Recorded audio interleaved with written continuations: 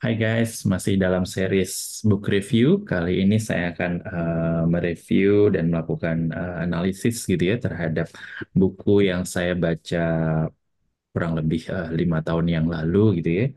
Judulnya adalah In Search of Excellence.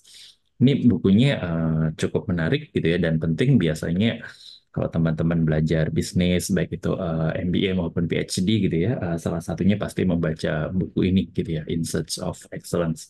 Ini ditulis oleh Tom Peters dan juga Waterman, dua ex-consultant McKinsey sih ya. Jadi mereka merupakan apa? Waktu itu ex manajemen consulting employee gitu ya, yang pada waktu itu melakukan research terhadap 43 perusahaan di Amerika yang mereka sebut sebagai 43 World Best Run Companies gitu ya. 43 perusahaan yang dijalankan dengan baik. Jadi sebenarnya objektif dari keduanya ketika menulis buku ini dan melakukan research itu adalah mereka ingin tahu gitu ya, kira-kira common traits gitu ya, atau commonalities dari perusahaan-perusahaan yang bagus gitu ya, dijalankan secara bagus di Amerika itu apa saja gitu ya. Apa persamaan atau apa commonalities dari perusahaan-perusahaan yang memiliki performance yang bagus. Ya, kebetulan sampel dia adalah 43 gitu ya.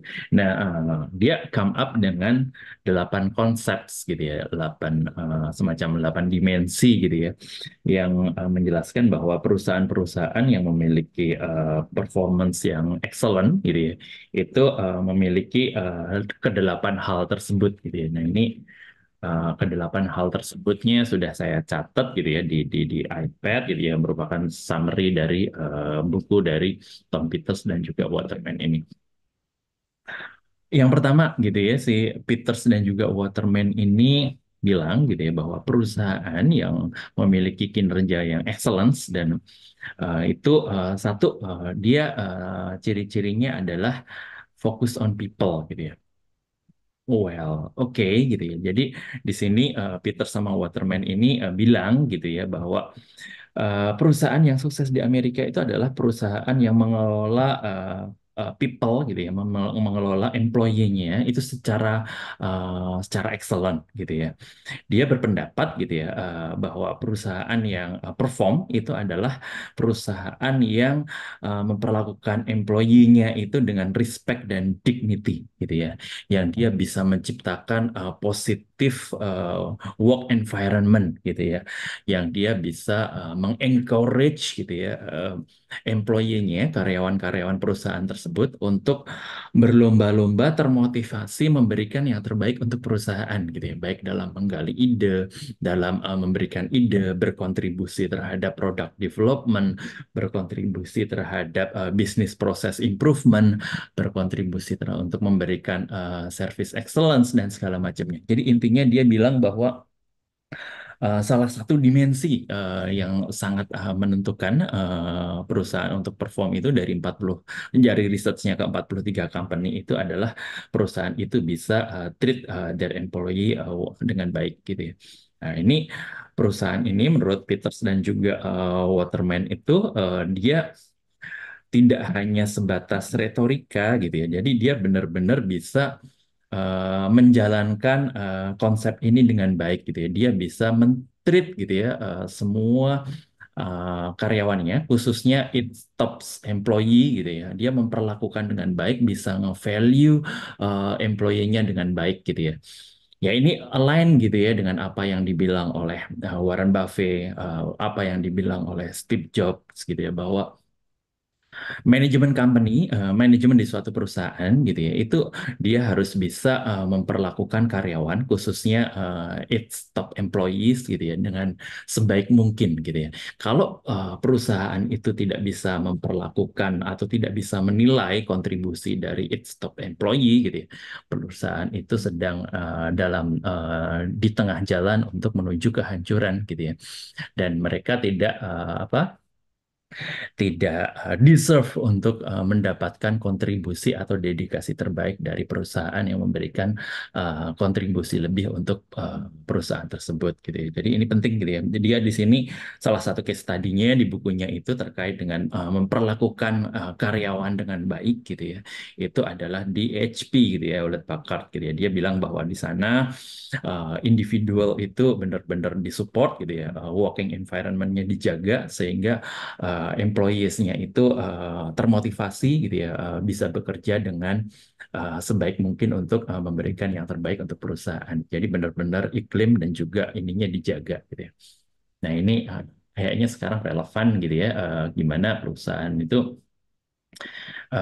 sepertinya agak susah gitu ya untuk mengimplementasikan hal tersebut meskipun mencitrakan dirinya memperlakukan employee dengan baik, ada values-values tertentu, melibatkan generasi tertentu dengan core values tertentu dicitrakan seperti itu, tapi in practice itu tidak dijalankan dengan baik gitu ya. Nah, itu yang ujung-ujungnya menimbulkan apa working environment yang tidak kondusif, yang toxic, yang membuat employee menjadi stres, tidak istilah zaman sekarangnya gitu ya, demotivated untuk memberikan yang terbaik dan segala macamnya. Nah, itu saat ini yang berjalan kurang lebih banyak yang seperti itu. Nah, inilah yang dikritisi oleh Tom Peters dan juga Waterman. Kalau perusahaan mau perform, maka treat your employee dengan baik, khususnya your top employees. Nah, yang kedua, dimensi kedua selain tadi perlakuan terhadap employee, eh, Peters dan juga Waterman ini juga fokus kepada customer gitu ya. Perusahaan harus fokus kepada customer. Terdengar klise gitu ya, tapi dan kita sudah sering mendengarnya gitu ya. Tapi inilah yang terjadi gitu ya, di mana perusahaan kalau mau perform ya dia harus memperlakukan customernya dengan baik gitu ya. Dia harus bisa menangkap apa sih sebenarnya yang diinginkan customer, harus bisa mendesain produk atau servicesnya sehingga bisa memenuhi kebutuhan customer gitu ya. Harus listening to customer feedback, kemudian mengadapt gitu ya, menyesuaikan produk dan jasanya sesuai dengan feedback dari customer itu dan melakukan continuous improvement. Make sense gitu ya. Dia memberikan contoh gimana P&G dan juga McDonald's selalu berusaha fokus untuk memahami customer-nya dia dan menyesuaikan servicesnya sesuai dengan keinginan dari customer. Fine. Yang ketiga, ini menarik gitu ya. Perusahaan-perusahaan yang memiliki performance bagus itu menurut Peters dan Waterman itu adalah adalah perusahaan yang memiliki sifat action oriented gitu ya. Saya agak sedikit pause di sini gitu ya. Action oriented ini sesuatu yang penting gitu ya, sesuatu yang penting karena eh, ada beberapa perusahaan yang cenderung apa ya, biasanya kalau ingin misalnya memasuki bisnis baru atau ingin melakukan perubahan dan segala macamnya, mereka lebih sering fokus kepada planning, diskusi, rapat dan segala macamnya yang itu berlarut-larut gitu ya, terlalu banyak analisis, terlalu banyak planning. Don't get me wrong gitu ya, analisis bagus, planning bagus, tapi spending too much time, spending too much effort ke situ gitu ya, itu nggak bagus juga gitu ya. Jadi planning oke, analisis oke, tapi ada juga perusahaan yang berlama-lama berlarut-larut ke situ, ya. Terlalu lama perencanaan, terlalu lama analisis, terlalu lama diskusi, hingga akhirnya actionnya tertunda-tunda dan juga nggak bahkan mungkin nggak masuk ke action gitu ya. Nah, menurut Peters dan juga Waterman, perusahaan yang sukses itu adalah yang bias toward actions gitu ya. Mereka melakukan analisis, melakukan planning, melakukan diskusi, tapi ujungnya adalah mereka mengimplementasikan, mereka menjalankan apa yang di-plan, apa yang didiskusikan tersebut, gitu ya. They are trying things out, gitu ya. Jadi dalam artian dia menjalankan apa inovasi, mencoba tidak takut mencoba hal-hal yang baru, gitu ya. Melakukan risk taking secara terukur, gitu. Jadi ketika perusahaan karyawan yang ada di situ mereka berani untuk melakukan risk taking gitu ya, tentu secara terukur, maka itu adalah environment yang bagus gitu ya. Karena kalau misalnya culture itu nggak ada, culture untuk melakukan risk taking itu nggak ada, ya perusahaan nggak akan kemana-mana gitu ya. Dia nggak akan maju, nggak akan bertumbuh secara signifikan. Dia akan stay di situ aja gitu ya, karena dia akan takut, akan ragu-ragu untuk mencoba hal yang baru. Sehingga pada akhirnya perusahaan yang lebih muda, yang dia lebih agile, yang dia berani bias toward action, dia akan mulai sedikit demi sedikit menggerus porsi dia, bahkan mungkin mereplace perusahaan lama yang kolot, birokratif, dan terlalu lama berdiskusi dan tidak melakukan action. Itu yang ketiga. Very good. Nah, yang nomor empat, Peters dan juga Waterman ini bilang productivity through people, gitu ya. Dalam artian, ya hampir-hampir mirip yang pertama gitu ya. Tapi di sini Waterman sama Peters itu bilang bahwa kita harus perusahaan itu harus bisa memperlakukan karyawannya itu sebagai source of quality gitu ya, not just productivity, dengan melibatkan karyawan itu pada proses decision making gitu ya. Jadi perusahaan harus bisa memvalue karyawannya di setiap level gitu ya, mulai dari top management, middle layer management, low level management, bahkan sampai karyawan tingkat bawahnya gitu ya, harus mau mendengarkan, harus mau memvalue kontribusi mereka, karena kalau nggak ada kontribusi dari yang paling bawah, menengah, bahkan atas, ya perusahaan nggak akan bisa running dengan baik gitu ya. Jadi perusahaan itu harus bisa memvalue kontribusi mereka, tidak membuat mereka menjadi demotivated gitu ya. Dan dengan mereka mengapresiasi kontribusinya itu, maka moral dari employee akan meningkat. At the end of the day, performance dari perusahaan akan meningkat gitu ya. Nah, ini dia ngasih contoh di Delta Airlines dan juga di Walmart gitu ya, yang mereka bisa menginvolve, melibatkan karyawan-karyawannya pada proses decision making dan bisa mengempower mereka untuk memberikan kontribusi lebih untuk perusahaan. Selanjutnya konsepnya adalah hands on. Nah, ini penting gitu ya. Salah satunya ini mungkin guidance buat top leaders dari perusahaan. Menurut mereka gitu ya, perusahaan yang baik itu adalah yang top leadersnya itu bisa hands on terhadap day-to-day operation dari suatu perusahaan. Mungkin nggak harus secara langsung melakukan, karena tugas dari top management bukan itu ya. Tugas dari top management adalah untuk setting the directions, untuk memberikan visi, mengarahkan dan segala macamnya. That's fine. Tapi di sini gitu ya, yang penting itu adalah top management itu juga harus bisa hands on gitu ya. Mereka mengerti gitu ya, day to day operation perusahaan itu seperti apa. Kalau ada gap antara top management dengan yang di bawah gitu ya, di mana top management itu nggak ngerti bisnisnya perusahaan apa, operasinya seperti apa yang menjadi core drivers dari pertumbuhan usaha, baik itu top line maupun dari bottom line gitu ya. Maka perusahaan itu nggak akan kemana-mana gitu ya. Jadi di sini di encourage gitu ya, atau di note gitu ya, bahwa perusahaan yang baik itu adalah yang leadersnya bisa deeply involved di day-to-day operation. Mereka bisa hands on, mereka ngerti benar dan mereka terjun benar ke bisnisnya itu gitu. Kemudian konsep berikutnya yang keenam gitu ya, itu adalah stick to the knitting gitu ya, dalam artian eh perusahaan gitu ya yang memiliki kinerja bagus itu pada umumnya adalah perusahaan yang fokus on their core competence gitu ya. Jadi misalnya perusahaan itu bagusnya misalnya memproduksi chip, ya dia bisnisnya di sekitaran situ gitu ya, karena core competence dia di situ gitu. Perusahaan yang bagusnya misalnya memproduksi sesuatu hal yang lain gitu ya, yaitu fokus di situ. Mereka di sini bilang bahwa diversification gitu ya, khususnya untuk hal yang terlalu jauh dari core competence suatu perusahaan itu bisa dangerous gitu ya. Itu bisa menggerus performance dari perusahaan gitu ya.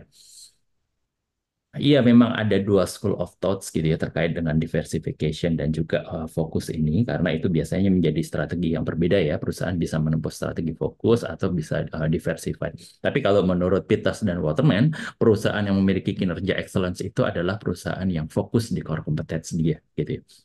Misalnya perusahaan logistik, ya dia akan bagusnya di situ gitu ya kan, jangan sampai dia masuk ke perusahaan trading dan segala macamnya yang bukan core kompetensinya, itu akan deteriorate atau jeopardize kinerja dari perusahaan tersebut. Jadi stick to the knitting ini merupakan salah satu aspek yang penting. Nah, yang nomor 7 yang di mention oleh Peters dan juga Waterman ini adalah simple organization form dan juga lean staff gitu. Organisasi yang simple agile, yang tidak terlalu birokratis. Yes, gitu ya. Itu penting gitu ya. Karena organisasi yang terlalu birokratis gitu ya, kompleks dengan struktur yang kompleks dan juga terlalu banyak staff gitu ya, itu akan menghambat proses decision making gitu ya. Decision makingnya akan lama, harus melalui beberapa level. Ketika mereka akan masuk bisnis baru, ada opportunity, mereka harus direview berjenjang, harus debat dulu secara lama. Ujung-ujungnya akan ketinggalan gitu ya. Makanya di sini dia bilang bahwa organisasi yang apa, perusahaan yang perform itu biasanya yang memiliki organization form yang simple dan staff yang lean dan juga bisa drive quick decision making sehingga dia bisa agile, bisa fleksibel, bisa langsung menangkap business opportunities itu secara cepat. Tidak kebanyakan debat lah istilahnya, tapi dia bisa langsung cepat. Nah, kemudian konsep yang terakhir menurut Peters dan juga Waterman itu, perusahaan yang bagus itu adalah yang bisa ngebalance antara loose tight properties gitu ya. Saat ini perusahaan kan gede gitu ya, biasanya memiliki beberapa cabang yang tersebar dalam beberapa geographical area gitu ya. Nah, ini perusahaan yang bagus itu yang bisa ngebalance itu gitu ya.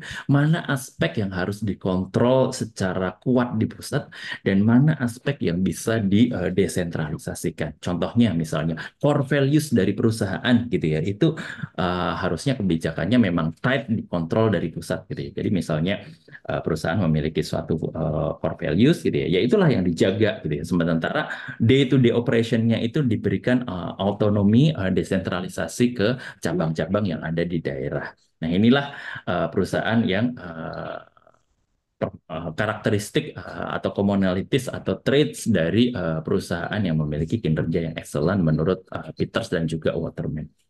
Nah, sekarang implikasinya buat bisnis leader gitu ya. Jadi 8 aspek itu sangat penting gitu ya. Business leader itu harus bisa dari konsep ini gitu ya. Business leader tahu bahwa suatu organisasi itu harus bisa memperhatikan culture dan juga harus bisa treat their employees well gitu ya. Kontribusi atau top performing employees harus di appreciate, harus bisa di value. Otherwise, you will lose their contribution and your performance inilah ya akan turun dan juga tidak akan optimal. Itu implikasi yang pertama untuk business leaders. Kemudian tadi perusahaan juga harus mendengarkan customer-nya. Kemudian dia juga harus adaptable gitu ya, jangan terlalu kompleks dan dia juga harus bias toward actions, jangan terlalu banyak debat, jangan terlalu banyak diskusi, just execute it gitu ya. Kemudian perusahaan juga harus fokus to their core competence gitu ya. Ini aspek-aspek yang penting yang bisa menjadi implikasi untuk business leaders. Critics gitu ya. Buku ini juga punya serangkaian critics gitu ya dari beberapa orang gitu ya. Contohnya banyak juga yang mengkritik bahwa oh, Peter sama Waterman ini melakukan analisis terhadap perusahaan-perusahaan yang already successful gitu ya. Dia yang dilihat adalah perusahaan-perusahaan yang sudah sukses gitu ya. Jadi 8 item tadi itu nggak bisa menjadi prediktor apakah perusahaan itu ke depan akan sukses atau enggak gitu ya. Cost effect-nya agak sedikit ketukar-tukar gitu ya. Itu salah satu kritik yang ada kepada Peters dan juga Waterman. Kemudian ada juga yang mengkritisi gitu ya bahwa ternyata banyak perusahaan yang ada di sini itu ternyata setelah publikasi dari buku Insights of Excellence itu mereka ternyata performance-nya turun setelah buku ini publish gitu ya. Bahkan beberapa tutup gitu ya perusahaannya sudah nggak ada lagi gitu. Makanya ada juga yang mengkritisi, benar nggak itu 8 konsep itu bisa mendrive sustainability gitu ya. Fine gitu ya. Kemudian dari sisi metode juga ada juga yang mengkritisi bukunya terlalu ini nih terlalu high level gitu ya, terlalu apa ya? Terlalu konseptual gitu ya, nggak ada statistical test, nggak ada statistical analysis, bener nggak korelasi 8 item itu terhadap business performance seperti apa, P value-nya berapa, dan segala macam korelasinya berapa, apakah mendekati satu atau segala macam. fine, akan selalu ada seperti itu ya. Tapi even meskipun ini konseptual dan high level gitu, tapi konsep-konsep ini tetap bagus gitu ya. So, itu mungkin hal-hal yang ada dalam bukunya In Search of Excellence ini, karya dari Waterman dan juga Peters. Overall sangat bagus gitu ya. Banyak orang-orang ternama juga sudah melakukan review. Even Warren Buffett gitu ya, itu dia bilang bahwa without question gitu ya, buku ini adalah the most important and useful book gitu ya, yang what makes organizations effective ever written gitu ya. Jadi memang Warren Buffett sendiri mengapresiasi buku ini sebagai buku yang seminal gitu ya, yang memiliki kontribusi karena 8 aspek itu benar-benar apa penting untuk menentukan apakah perusahaan itu berkembang atau tidak. So, demikian review tentang buku In Search of Excellence. For those of you yang ingin menggali lebih dalam, silahkan dibaca gitu ya. Nggak ada ruginya membaca dan mengeksplor lebih banyak, banyak ilmu yang menarik di dalamnya. Kalau misalnya ingin penelitian lebih lanjut mengenai business performance, ini salah satu buku yang sangat bagus gitu ya sebagai starting point terkait dengan penelitian kita. Bye-bye. Thank you.